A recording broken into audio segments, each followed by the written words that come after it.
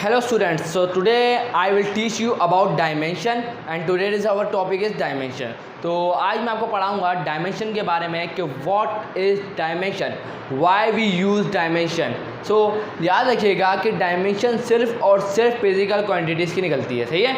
अब याद रखिएगा मैंने पिछले लेक्चर में अपलोड करा था कि फिजिकल क्वांटिटीज़ क्या होती हैं, ड्राइव क्वांटिटीज़ क्या होती हैं, फंडामेंटल या बेस क्वांटिटीज़ क्या होती हैं, सही है. तो वो वीडियो ज़रूर देखें, वो वीडियो आपके लिए बहुत हेल्पफुल होगी. आपको पता चलेगा कि ये ड्राइव क्वांटिटीज़ क्या हैं, फंडामेंटल क्वांटिटीज़ क्या हैं. तो फंडामेंटल क्वांटिटीज़ हमारे पास 7 होती हैं, सही है. तो इसमें से 3 मैंने लिए, मास, टाइम एंड लेंथ, सही है.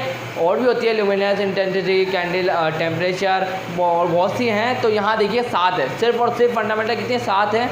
लेकिन अभी इस वक्त हम सिर्फ 3 लेंगे. क्यों लेंगे? तो भाई देखिए जो फर्स्ट ईयर की फिज़िक्स है इसके अंदर सिर्फ अभी हम 3 का इस्तेमाल करेंगे. किसका इस्तेमाल करेंगे? 3 का.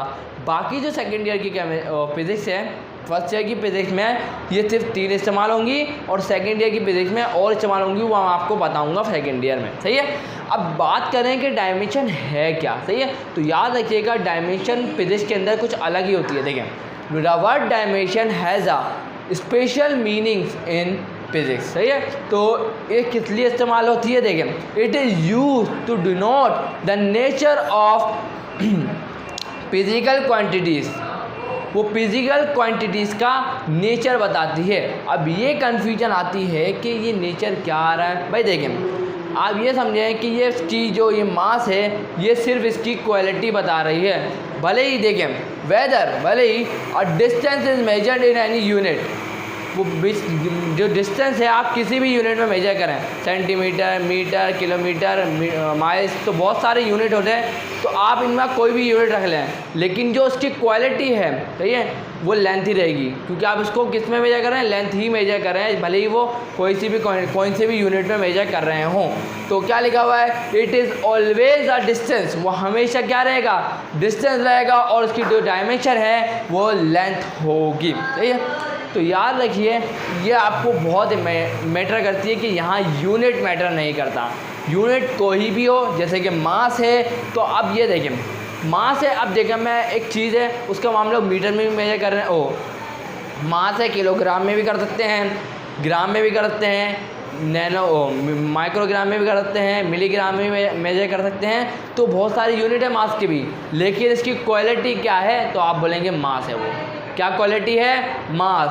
तो याद रखिएगा नेचर भी यही चीज़ है, क्वालिटी बता रहा है. तो क्वालिटी क्या है? मास. ये क्वालिटी है. लेंथ एक क्वालिटी है, टाइम एक क्वालिटी. अब देखें याद रखिएगा हर चीज़ के ज़्यादा यूनिट है फंडामेंटल. अब देखें ड्राइव क्वांटिटीज़ मैंने पिछली वाली वीडियो में बताया था, वो बेस क्वांटिटीज़ या फंडामेंटल क्वांटिटीज़ से ही हम लोग ड्राइव करते हैं, सही है. इन्हीं के यूनिट से हम इसी के हम लोग ड्राइव करते हैं, ड्राइव यूनिट, सही है. इसी को यूज़ करके, इनके यूनिट्स को इस्तेमाल करके हम यूज़ करते हैं, ड्राइव क्वांटिटीज़ बनाते हैं, सही है, के यूनिट बनाते हैं. अब यह बात समझ में नहीं आई कि अब डायमेंशन भी इन्हीं के यूनिट से डायमेंशन भी इनके ही डायमेंशनल फॉर्मूले से हम बनाएंगे.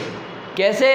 तो don't worry about it, we will solve some questions and we have some MCQs. हमारे पास कुछ MCQs भी हैं, वो भी आपको बताऊंगा, सही है. तो बहुत इंपॉर्टेंट है क्योंकि ये जो G वाला है, तीसरे नंबर वाला, ये तो बहुत ही ज़्यादा इंपॉर्टेंट है. ये तो हर साल समझ लो आ ही जाता है कहीं ना कहीं से. तो याद रखिएगा इसको निकालने के लिए आपको फॉर्मूला अपने जहन में याद होना चाहिए. डोंट वरी अबाउट इट, आपको इस बारे में टेंशन लेने की कोई ज़रूरत नहीं है, सही है. क्योंकि मैं ये पूरा सिलेबस कंप्लीट कराऊंगा फर्स्ट ईयर का, तो उसके अंदर सारे फॉर्मूले ड्राइव कराऊंगा, सब कुछ करवाऊंगा. तो टेंशन तो अभी लेने की ज़रूरत नहीं है, सही है. अब देखें, अब इनकी जो डायमेंशन है, मास, लेंथ एंड टाइम, सही है, ये बेस यूनिट भी कहलाते हैं और बेस क्वांटिटीज़ भी कहलाती हैं और फंडामेंटल क्वांटिटीज़ भी कहलाती हैं. अब इनकी डायमेंशन लिखने का तरीका क्या है? देखें डायमेंशनल फार्मूला ये देखें, ये बनता है. देखें क्या बनता है? क्या हम ये स्क्वायर ब्रैकेट लगा दें और मास है तो कैपिटल M लिख दें. इसी तरीके से लेंथ है तो क्या करेंगे? कैपिटल L लिख दें और इसके ऊपर स्क्वायर ब्रैकेट लगा दें. टाइम है तो इसके ऊपर कैपिटल T लिख दें और स्क्वायर ब्रैकेट लगा दें, सही है. तो ये हमारा बन गई डायमेंशनल फार्मूला, सही है. M. अब इनकी पावर क्या है? इसकी पावर अभी 1 है, L की पावर 1 है, T की पावर 1. अब देखें अब इनको यूज़ कैसे करना है, सही है. तो यूज़ करने के लिए मैं आपको कराऊंगा कुछ क्वेश्चंस, सही है, ज़्यादा करवाऊंगा ताकि आपका कॉन्सेप्ट क्लियर हो कि क्या है डायमेंशन, कैसे निकालेंगे डायमेंशन। देखें सबसे पहले जो हमारा आ रहा है MCQ, सही है, लिखा हुआ है कि the dimension of angular momentum are, सही। तो एंगुलर मोमेंटम की डायमेंशन बताएं। आपको दिए हुए आंसर, अब आपको करना है चूज, सही है, ABCD इनमें से कौन सा सही है। तो तुक्का तो मानना नहीं है, सही है, पढ़ा है तो सिखा देता हूँ कैसे करना है। देखें ये एक एंगुलर मोमेंटम, सही है, इसका यूनिट होगा ड्राइव। क्यों होगा भाई, देखें इसका जो फॉर्मूला है ना, इसका फॉर्मूला वो आता है कुछ इस तरीके से, R इंटू वेलोसिटी इन मास, सही है। इसका फॉर्मूला होता है R into velocity into mass या R into mass into velocity, सही है। इसका ये फॉर्मूला है, सही है। अब याद रखिएगा हम इसका जो यूनिट बनाएंगे एंगुलर मोमेंटम का, वो तो यूज़ करेंगे हम लोग फंडामेंटल क्वांटिटीज़, सही है। क्यों, ये R है, ये रेडियस है, क्या है रेडियस, और रेडियस को हम मीटर सेंटीमीटर बहुत सारे यूनिट है, लेकिन ऐसा यूनिट मीटर है, सही है। मास आ गया, मास ये भी एक फंडामेंटल क्वांटिटी है जिसको हम केजी में, ऐसा यूनिट क्या है केजी। इसी तरीके से वेलोसिटी आ गई, वेलोसिटी एक ड्राइव क्वांटिटी है, सही है। वेलोसिटी का एक अपना फार्मूला है, सही है, याद है ना, मैं लिखवा देता हूँ। वेलोसिटी का फार्मूला भी क्या है, देखें वेलोसिटी का फार्मूला क्या होता है, the change in displacement divided by time, the rate of change of displacement is called velocity. तो अभी तो आपको नहीं पता होगा इस बारे में, मैं आपको बाद में पढ़ाऊँगा, चैप्टर नंबर 3 में पढ़ाऊँगा, सही है। तो देखें ये फॉर्मूला है वेलोसिटी का। अब ये भी एक ड्राइव क्वांटिटी है, क्योंकि इसका भी यूनिट क्या करेंगे हम फंडामेंटल क्वांटिटी से निकालेंगे, सही है। तो देखें डिस्प्लेसमेंट क्या है, इसको हम मीटर किस में मेजर करेंगे, मीटर सेंटीमीटर मीटर, लेकिन ऐसा यूनिट क्या है मीटर, क्या है मीटर, ये आ गया। और टाइम का तो यूनिट ऐसा है क्या है सेकंड, सही है। तो मीटर पर सेकंड इसका यूनिट बन गया। अब यहाँ हम बात कर रहे हैं डायमेंशन की, किसकी बात कर रहे हैं डायमेंशन की। तो याद रखिएगा पहले मैं इसका यूनिट निकाल लेता हूँ इस वाले का, सही है, क्योंकि हम यूनिट से खेलेंगे। R किस में होता है मीटर में, मास किस में होता है केजी में, और वेलोसिटी क्या है मीटर पर सेकेंड, क्या आ रहा है मीटर पर सेकेंड। ये एक मीटर, ये एक मीटर, क्या हो जाएगा मीटर स्क्वायर केजी पर सेकेंड, सही है, ये हो गया, सही है। अब देखें हो क्या रहा है कि अब हमें निकालने डायमेंशन, सही। तो मैंने आपको बता दिया है कैसे निकलेगी। देखें जो मास है वो कैपिटल M, जो लेंथ है वो कैपिटल L, और टाइम है वो कैपिटल T। देखें फॉर्मूला है हमारे पास।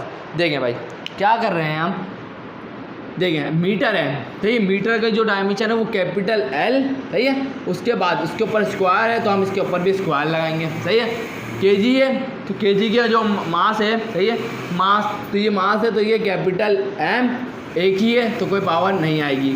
उसके बाद आया था सेकंड, तो याद रखिएगा सेकंड डिवाइड में है, तो देखें किसका यूनिट है टाइम का, तो देखें टाइम कैपिटल T इसकी डायमेंशन है। अब ये जो पावर है, अभी इसकी जो पावर होगी वो 1 होगी, क्या होगी 1।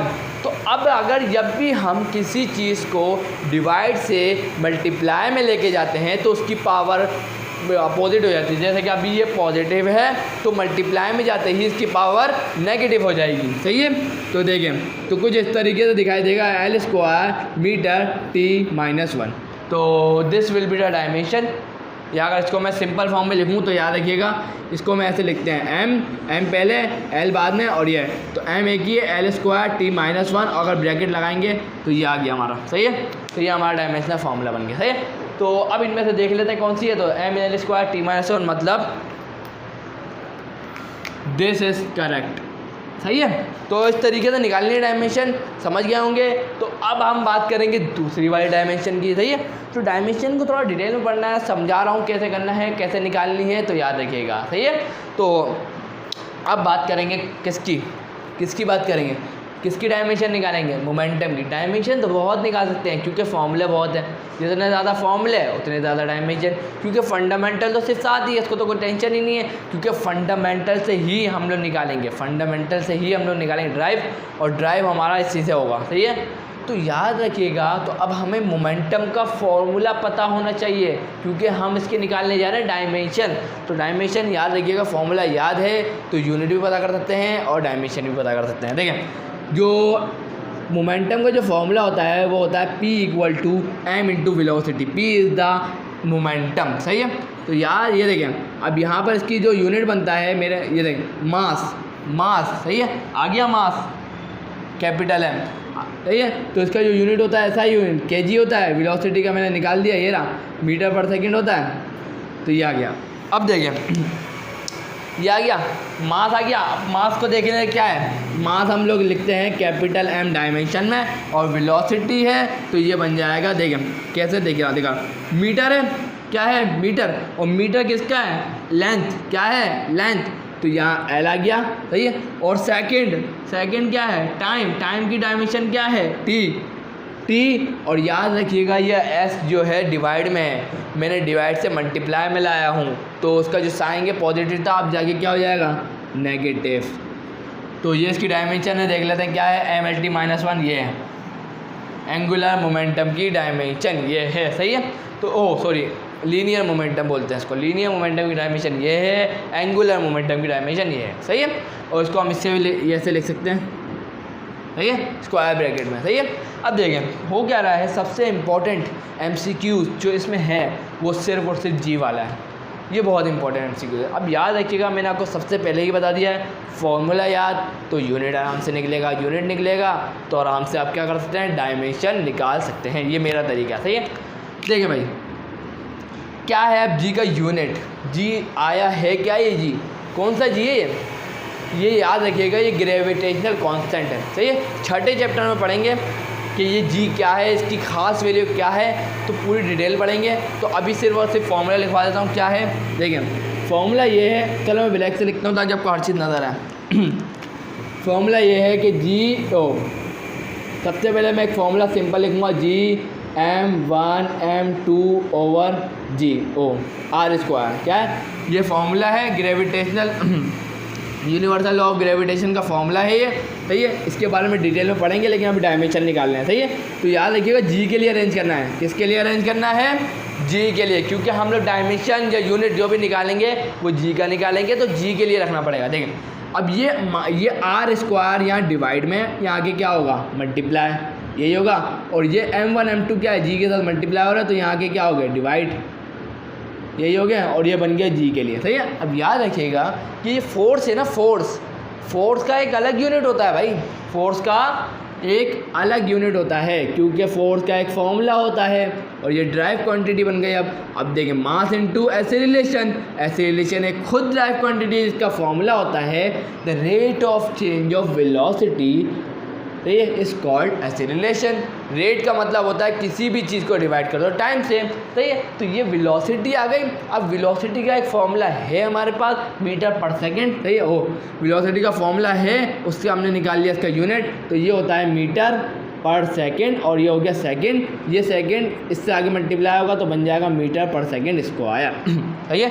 मैथ का रूल है, जब भी कोई चीज़ इसमें होगी तो ये नीचे आगे मल्टीप्लाई हो जाएगी, सही है। अब देखिए हो क्या रहा है, सही है, हम देख लेते हैं। देखिए हो क्या रहा है कि अब यहाँ पर हम देख रहे हैं फॉर्मूला F, अरे अब इसका यूनिट निकालना है मुझे, क्या निकालना है, यूनिट। तो मास किस में होता है, kg में, ये ऐसा यूनिट की बात कर रहा हूँ। ऐसे रिलेशन का हमने निकाल लिया मीटर पर सेकेंड स्क्वायर, सही है। ये हमारा फोर्स का आ गया यूनिट, सही है।